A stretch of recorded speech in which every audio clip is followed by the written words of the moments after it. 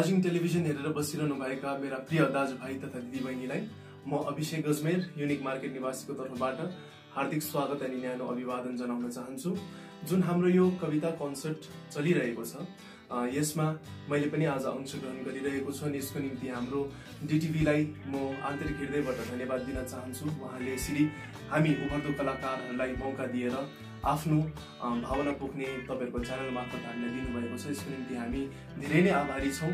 हुन त म कुनै प्रख्यात कवि अनि लेखक त होइन, तर पनि यस लकडाउनको समयमा मैले आफ्नो भावना पोख्ने एउटा माध्यम कवितालाई रोजेको छु अनि आशा गर्छु हजुरहरूले पनि मसँग अलिकति रिलेट गर्न सक्नुहुन्छ पनि।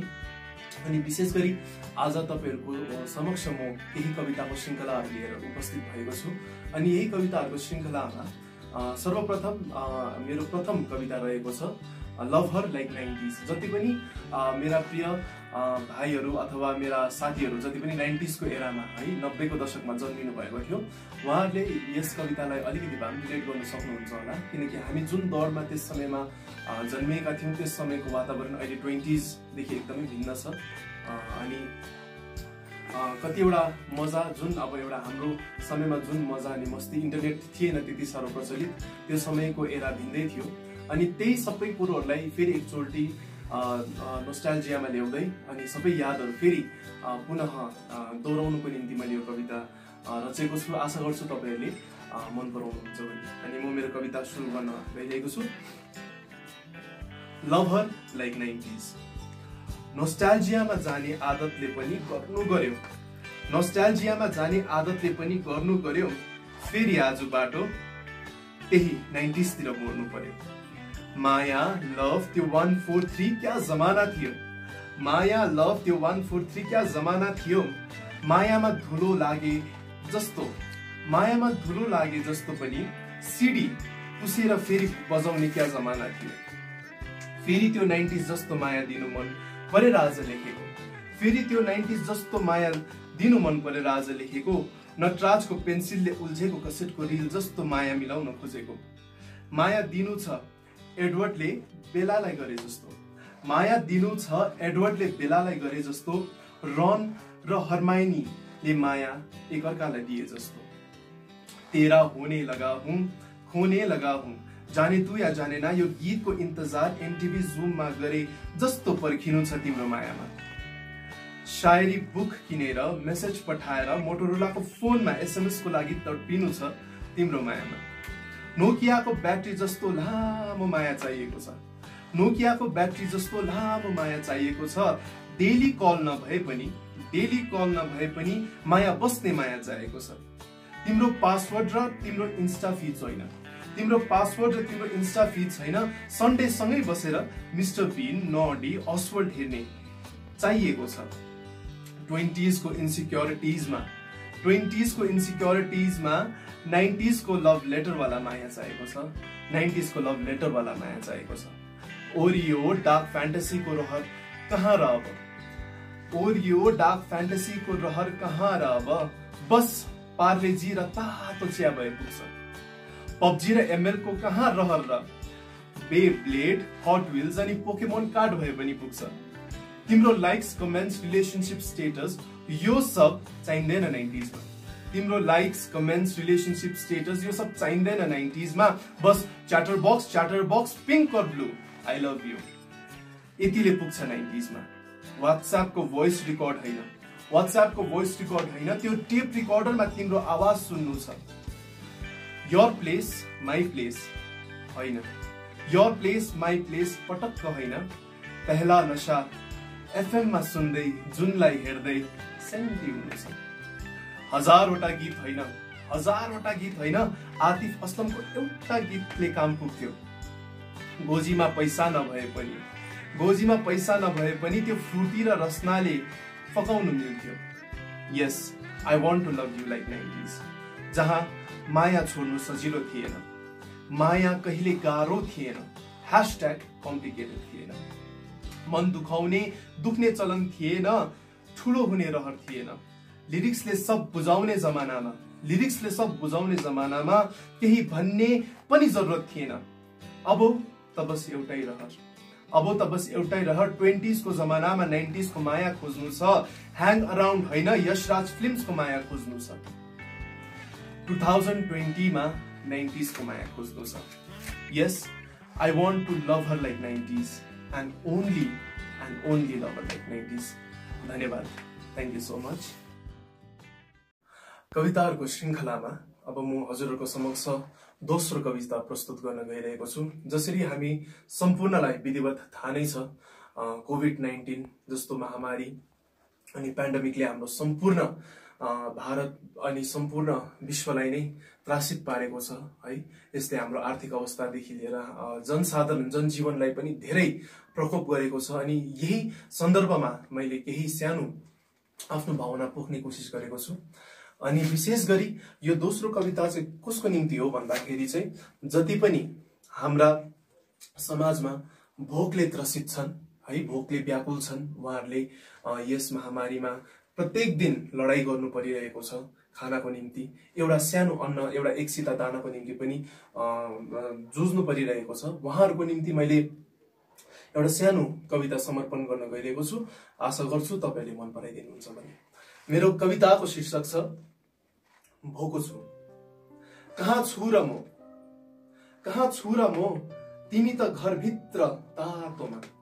कहाँ हुनु र म, कहाँ हुनु र म, त्यो फाटिएको बोरामा। तिमी पो तातो ओछ्यानमा छौ, तिमी पो तातो ओछ्यानमा छौ, तिमी पो 36 इन्चको टिभी अघि छौ। तिमी त्यो थुप्रिएको स्टफ फुडमा छौ, बियरमा छौ, तासमा छौ। म कहाँ छु भनेर सोधेको, म कहाँ छु भनेर सोधेको, मोनी त्यो झोडाको छेउमा छु।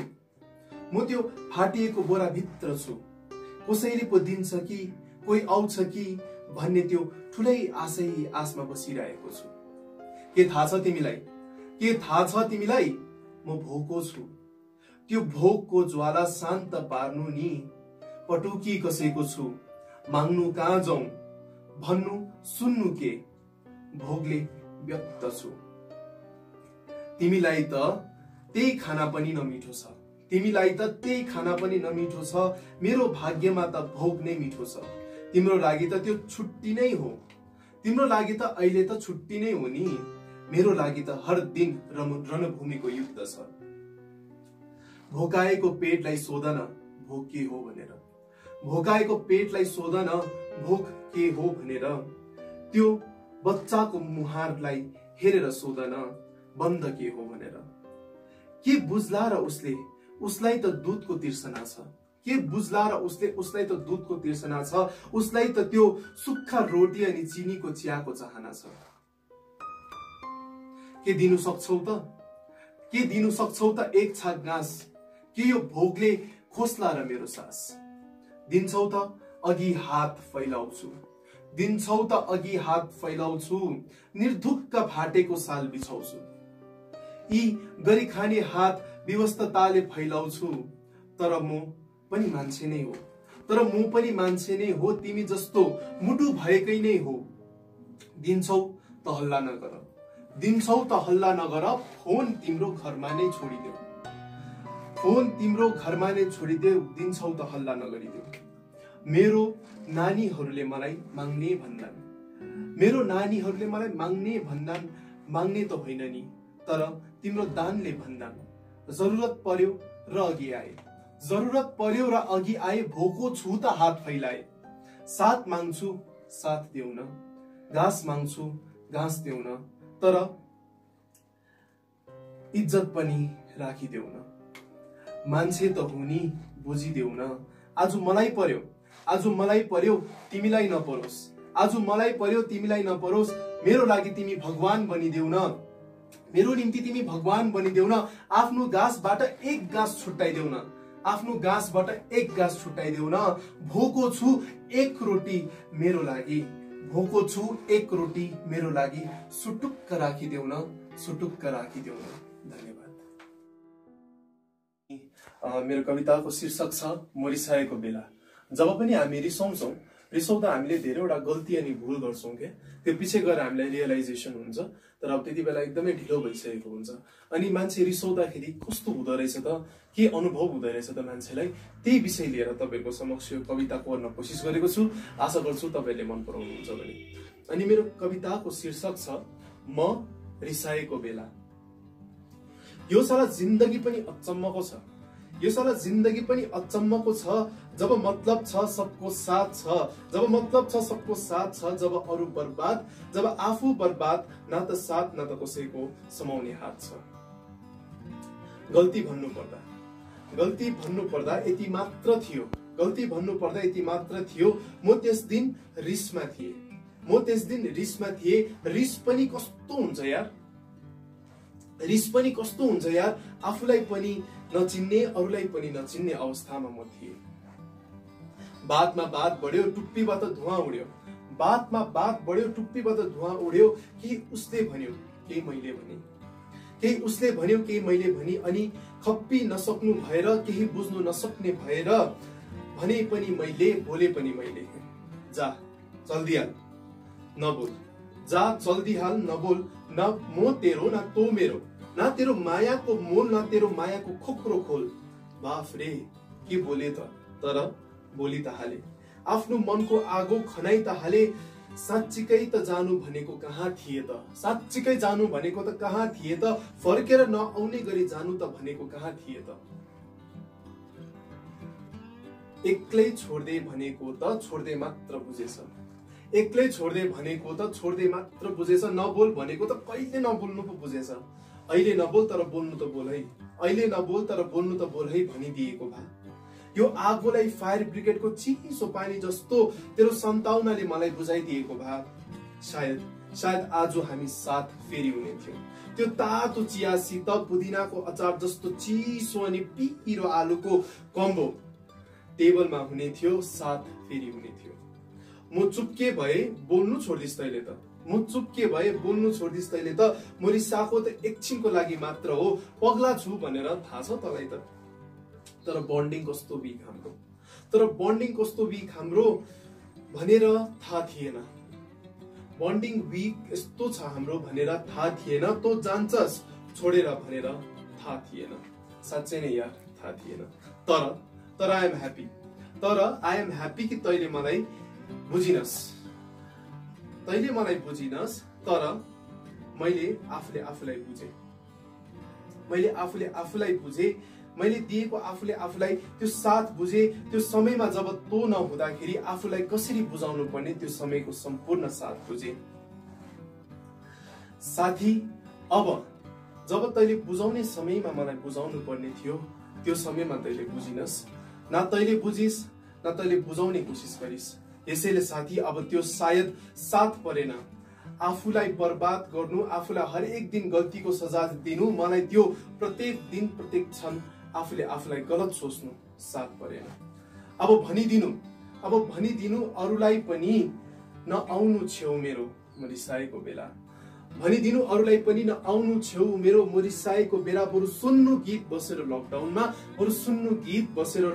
नारायण गोपालको गल्ती हजार हुन्छ म माथिएको बेला, एक्लै तिमी नआउनु म माथिएको बेला। अनि पोइन्ट टु बी नोटेड, म रिसाएको बेला। यसैले प्रिय दर्शकवृन्द, आजको यस कविताको श्रृङ्खलालाई म यही नै अन्त गर्न चाहन्छु। अनि विशेष गरी हाम्रा दार्जिलिङ टेलिभिजन टिभीका जति पनि कास्ट अनि क्रूका एसोसिएट हुनुहुन्छ उहाँहरू सम्पूर्णलाई म अभिषेक गजमेरको तर्फबाट हार्दिक धन्यवाद दिन चाहन्छु कि हामीलाई यस्तो समयमा लकडाउनको यस्तो समयमा पनि हजुरहरूले एउटा प्लेटफर्म दिनुभयो, हामीलाई एउटा मञ्च दिनुभयो जहाँ हामी बसेर आफ्नो भावना पोख्ने, हाम्रो मनको इच्छा व्यक्त गर्न सक्ने तपाईँले हामीलाई एउटा मौका दिनुभएको निम्ति सम्पूर्णलाई धेरै धेरै धन्यवाद दिन चाहन्छु। अनि विशेष गरी हाम्रा जति पनि डिटिभी हेरिरहेका सम्पूर्ण महानुभावहरूलाई पनि एउटा सन्देश दिन चाहन्छु, मेसेज दिन चाहन्छु, हजुरहरू पनि सुस्वास्थ्य बस्नुहोस् यस लकडाउनको समय, यस लकडाउनको घडीमा आफू अनि आफ्नो परिवारलाई तपाईहरूले सुरक्षित राख्नुहोस्। अनि विशेष गरी तपाईहरूले सोशल डिस्टेन्स मेन्टेन गरिदिने, आफूले आफूलाई जति सक्दो सुरक्षित राखेर यस महामारी कोभिड-19 लाई हामी सम्पूर्ण दार्जिलिङ पहाड एक भएर फाइट गर्न सक्छौं भन्ने मैले आशा राखेको छु। यति भन्दै पुनः एकचोटि दार्जिलिङ टेलिभिजनलाई फेरि म धन्यवाद दिन चाहन्छु अनि आशा गर्छु आउने समयमा हामी फेरि यस्ता कार्यक्रमहरू लिएर तपाईको समक्ष आउन सक्छौं। धन्यवाद।